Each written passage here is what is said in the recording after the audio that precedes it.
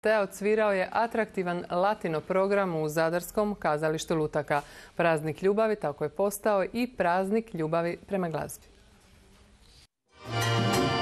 Vrsni latino majstori i jazz orkestar Hrvatske radiotelevizije dozvali su dašak daleke Kube u Zadar.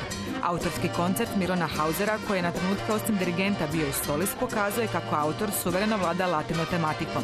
Sviramo moj autorski koncert koji, ja sam jazz glazbenik, završio sam jazz akademiju, ali me jako privlačila kubanska glazba i bilo koja latinoamerička glazba, tako da moja muzika ima jako puno elemenata te muzike. Da bi doživljaj Kube bio potpuni, pobrinuo se rođeni Kubanac Lazaro. Godinama svira u Europi, ali jedan susret promijenio moj životni put. Bio je to trenutak kad je upoznao dirigenta Hausera.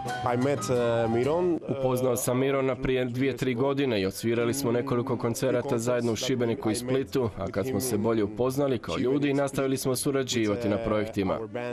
Uigrani, dobro raspoloženi glazbenici pokazali su publici što znači kad se spoje posao i zadovoljstvo. Meni osobno je zadovoljstvo raditi sa Hauserom i svirati latin jazz, jer ga volim i slušam ga već jako dugo. A kao kolektivu mislim da je orkestar jako sretan. Sretna je bila i publika, jer nakon koncerta slijedio je salsa party nekoliko metara zračne linije od kazališta Lutaka. Taj program je već dogovoren u 9. mjesecu, on je dio sezone, a slučajno se uklopio u cijelu priču povratka u Kneževu palaču. Daleka Kuba tako se približila za koji milimetar. Zahvaljujući veselim prpošnim ritmovima i glazbenicima koji su majstorski dočarali